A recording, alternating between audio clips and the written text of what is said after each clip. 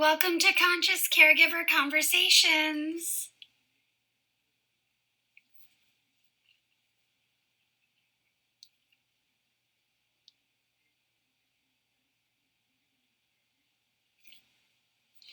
There's Miss Samantha.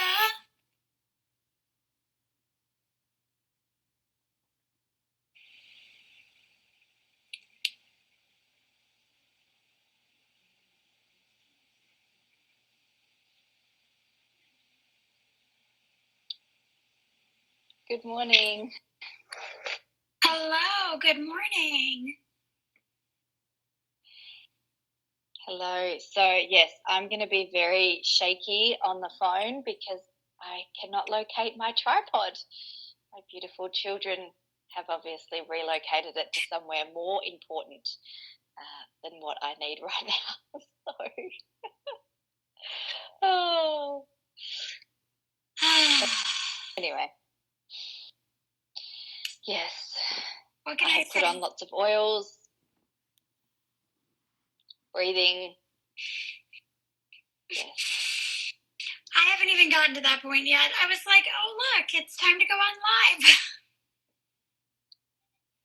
I know, and it's a bit like that. And I just want to say as well, like, to everyone listening, that it just came to me as I was trying not to rush, but, knew that we were getting on here at this time.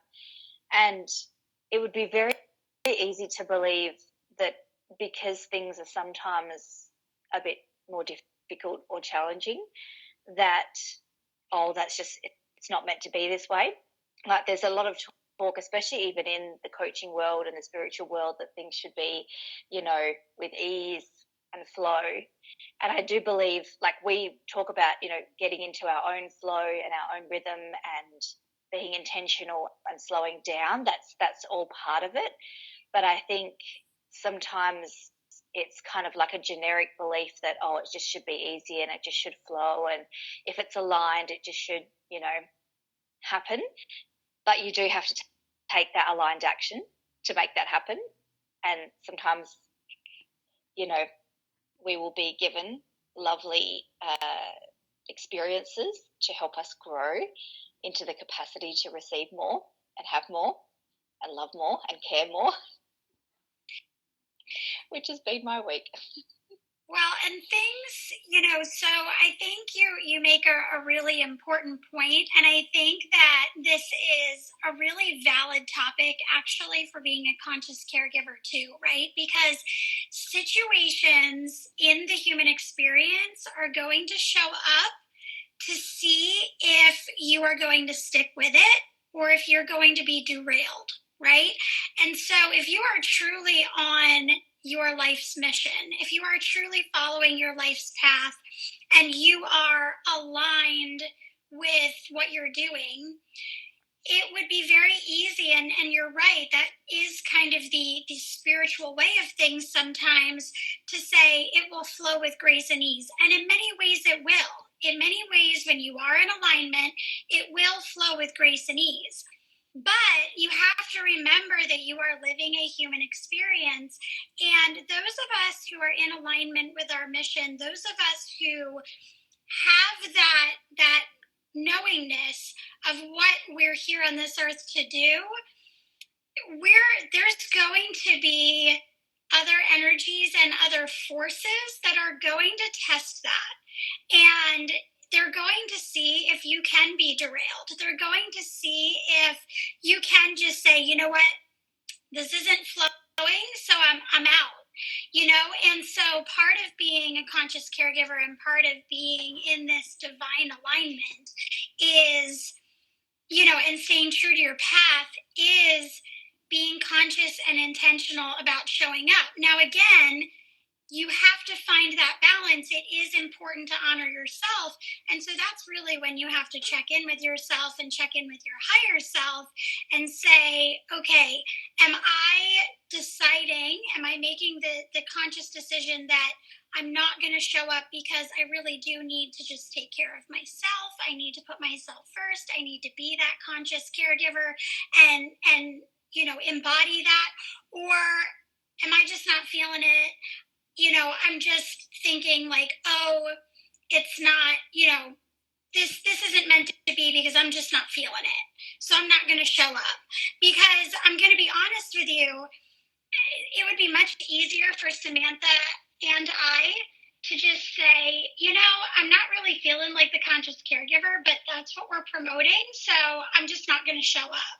But it's not real and it's not authentic and it's not truth, because the truth is, as much as we both strive to be that conscious caregiver day in and day out, moment by moment, we are humans living a human experience, and we are not perfect. We've talked about this before. Perfection does not live here.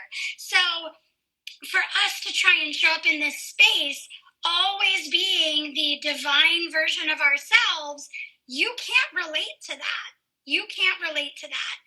And you're just going to look at us and be like, I'm done with these broads. You know what I mean? So there's as always, there's a lot of pieces to that, but it's really important not, and I've been talking with my homeopath about this a lot too, not to fall into that space of spiritual bypassing to where, something happens and maybe you honor it for a moment, but then you're like, oh, what can I do to do it differently? And it needs to flow with grace and ease. It's not flowing with grace and ease. What's wrong with me?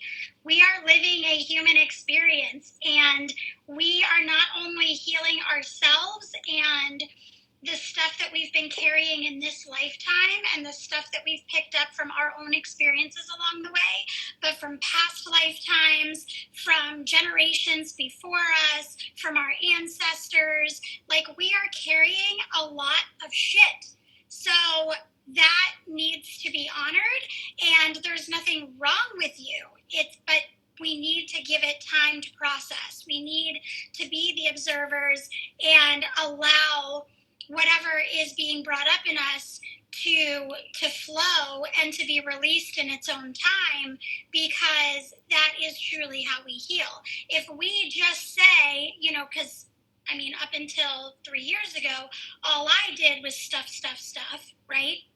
So if we just, get into this space of, okay, yeah, I'm honoring how I feel, but now I need to do it differently, and I don't really allow myself to process the way I need to process, and to just look at how I'm feeling and what's flowing through me without judgment, then the truth is I might be honoring it a little more than I used to, but I'm still stuffing.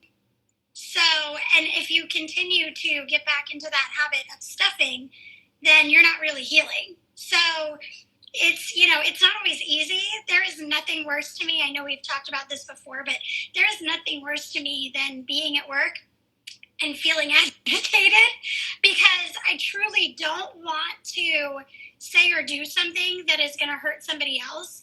But at the same time, I also just need to be the observer and allow whatever's coming up to come up, and observe, why that's happening, what is prompting this, whatever the case may be, because it's too easy to just choke it back down. Definitely, like, so true. And I know I say this almost, I think, every episode, is that this is where a really aligned mentor comes into play.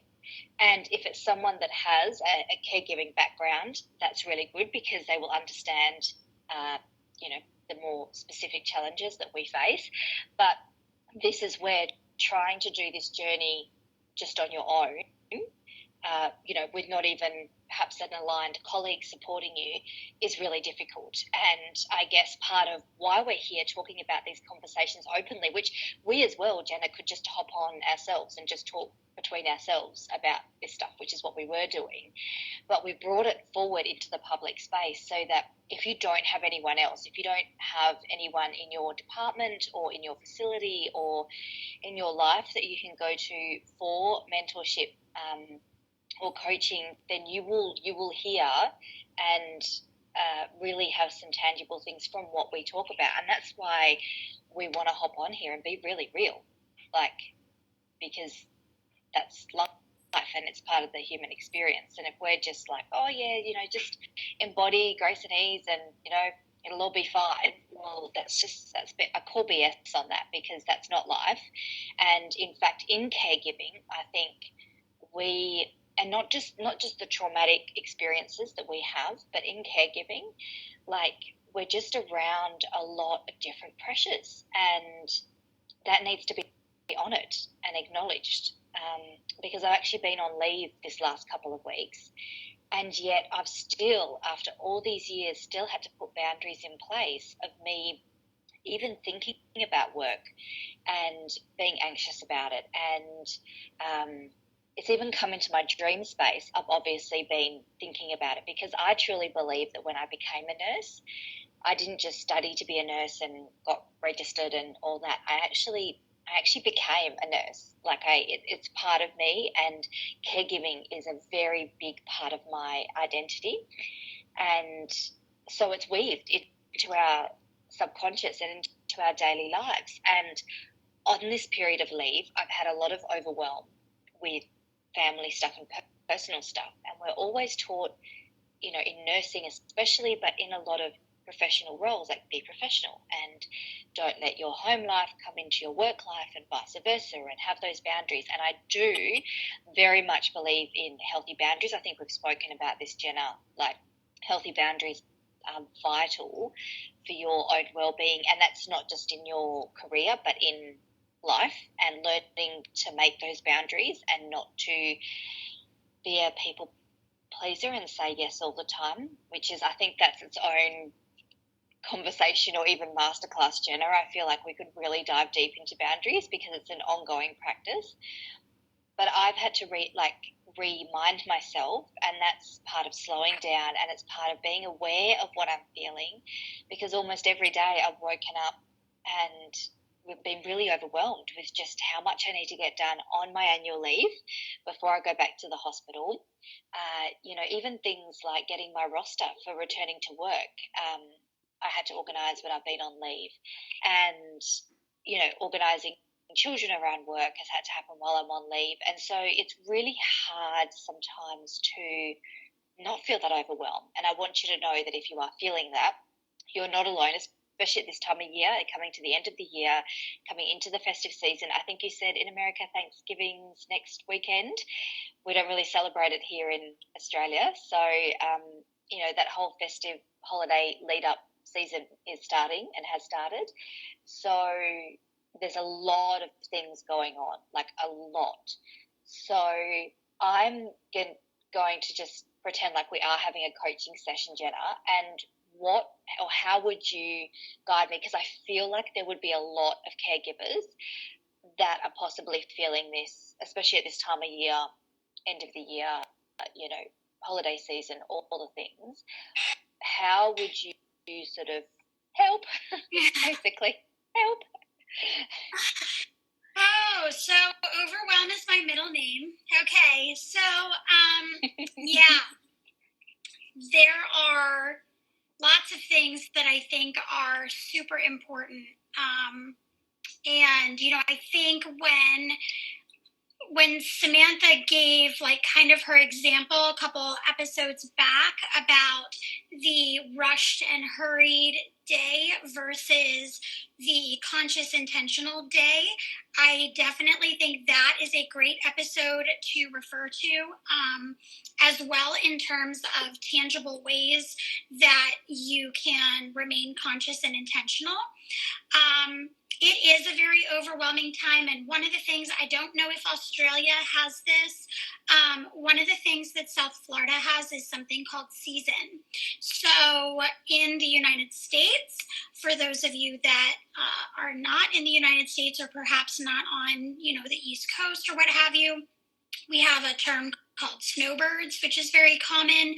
We have, obviously, areas of the United States in the north and northeast and northwest, etc., that get very cold in the winter, and so they will, quote unquote, migrate south, hence snowbirds, for the winter, and they usually come in town sometime around the holidays, usually after Thanksgiving. Sometimes it just kind of depends on what their plans are, but to get out of the cold. And they stay here until about April or May. And then they go back up north when it starts to warm up again at that time, and they stay back up north during the summer. And so for us, that's called season. So not only do we have the holiday craziness happening, which I don't know if y'all are feeling this way, but 2023 went by so quickly. I felt like I was on a bullet train. It just flew by. It's felt like absolute chaos, which honestly, that's not a coincidence. If you have been feeling this, that is definitely collective energy.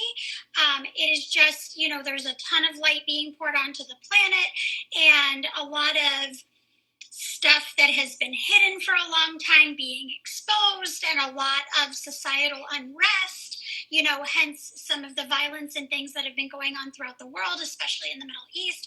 So, I mean, it is no surprise, like the energy is just crazy, but this year has flown by. Everybody, I feel like 2023 has truly been the year of we are now officially post pandemic.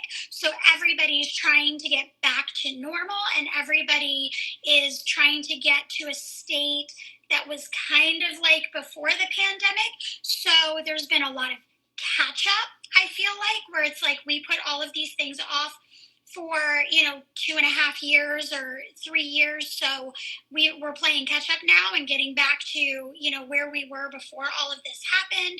There's just been a lot of craziness, and now we're adding on the holiday season. For us here in South Florida, we're adding season itself with a whole bunch of people returning to Florida for the winter, and it truly just feels like chaos.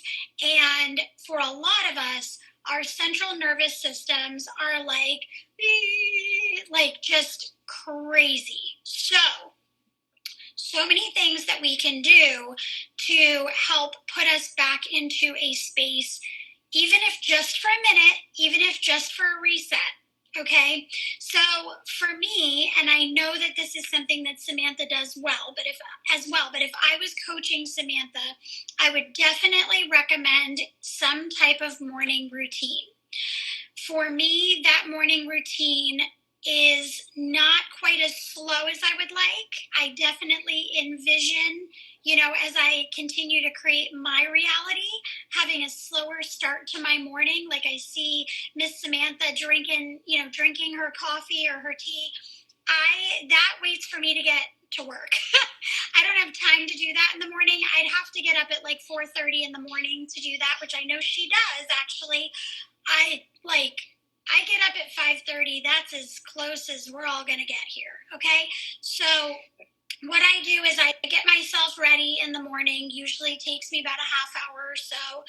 I get ready in the morning, get myself together. And as I'm driving to work, I turn the radio down and I basically pray.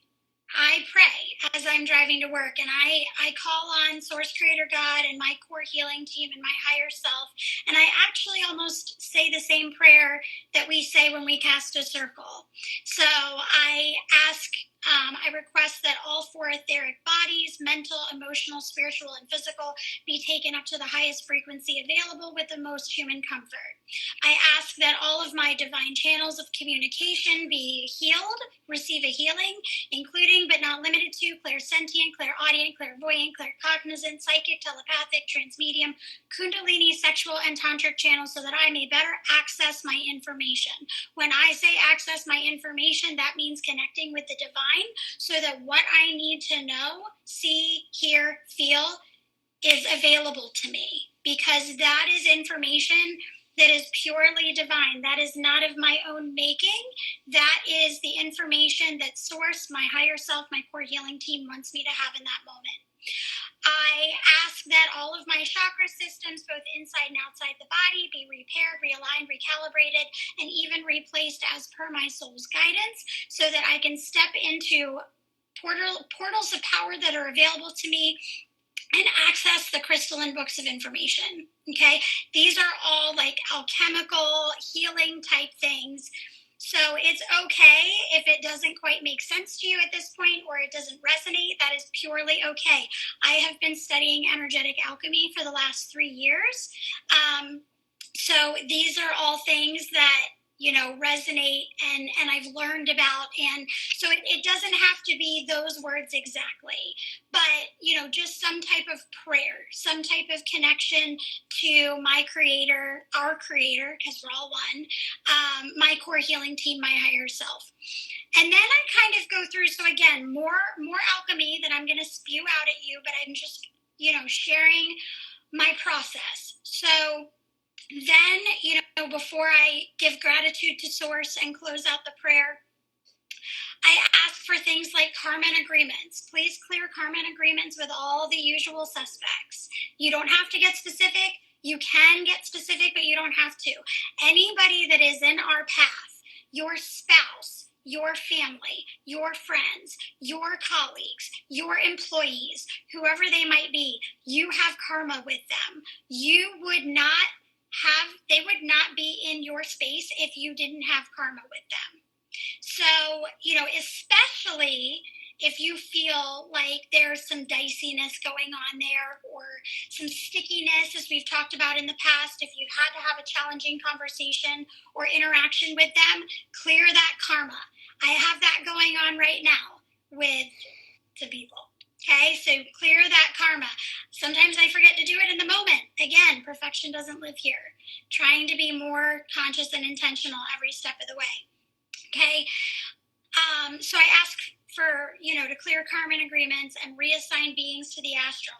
Beings are like these little souls that have attached to you throughout your lifetime that are causing all kinds of issues in there, telling you things that aren't true and causing anxiety and causing your central nervous system to be fried. So, reassign the beings to the astral for healing with love. Okay, then I will say things like I want to disintegrate energetic cords. If there are any energetic cords present in my field at this moment that can be disintegrated because they're holding me back, please disintegrate those energetic cords and resend any invitations that are not for my highest good. So these are all things that I just go through and process and speak out loud. And then, I'll say things like, please help me to ensure that my clairsentient channels are turned in, because your clairsentient channels are what you use to feel. We are all empaths. We feel one another's energy. One of the things that I learned, especially when it came to my own fear and anxiety, is that a lot of times what I'm picking up or what I'm feeling is something I've actually picked up from the field. It's not actually mine. So I ask that my channels be turned in so that I am only focused on my energy. I was very proud of myself. I was sitting in a meeting today. It was a recruitment huddle, and we were just talking about, orientation and recruiting for different departments and all of that. And I found myself becoming extremely anxious. And I was so proud of myself because in my head, you don't even have to say it out loud. In my head, I said, turn your channels in, because I could feel it. And I was like, where's this coming from? Like, this isn't mine. Like, I don't have to hire people. Like, I have a full department. But yeah, but I could just feel like there was just this anxiety. And I asked for my channels to be turned in my head. Spoke it to Source without speaking it to Source. I thought some of the other things that I do, I ask, please support me in seeing all those before me through the eyes of love.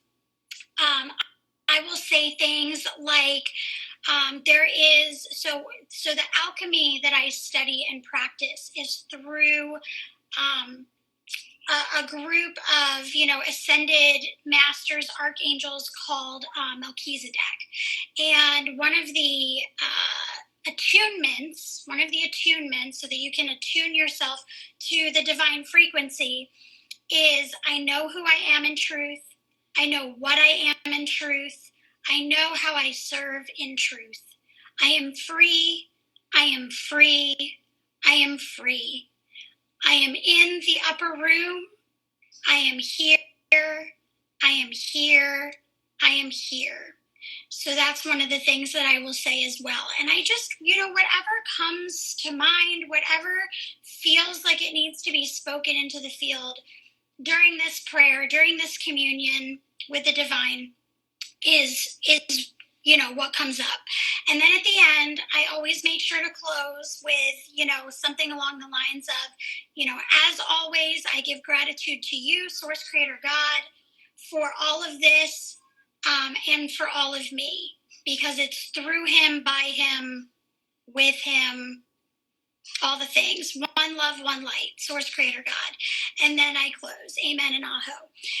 And so that's kind of how I start my day. And for me, that is just making sure that I am like energetically cleansed. Sometimes I will say I will include surrendering all frequencies below the frequency of love that's not serving me, just different things.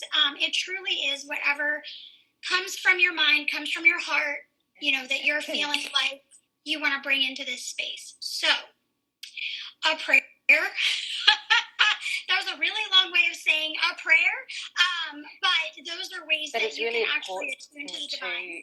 Because I think, like with prayer as well, Jenna, like sometimes we don't necessarily mean any sort of religion, although if you practice a certain religion, of course you can bring that into it, but it's having that moment of connection with whatever life force that you connect with that's bigger than yourself. And I think for me that's always really reassuring, because sometimes in this 3D world we think that we have to take it all on board, and especially when we're going into our job, into our shift, into the healthcare space, we feel a lot of the energies and feel like we have to fix and do all the things, and that alone can be overwhelming even before we've stepped foot in the facility, in the door, in your shift. So thank you for explaining that, because it's bringing back to alignment, bringing ourselves to alignment, and clearing, and just almost alignment's the best word, really.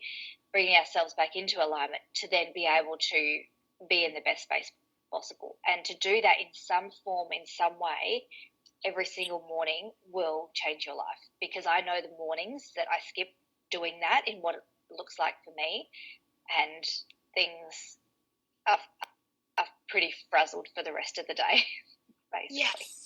Yeah, definitely. Yeah, it's definitely, you're bringing yourself into alignment, you're grounding yourself, and you are truly cleansing your energetic field.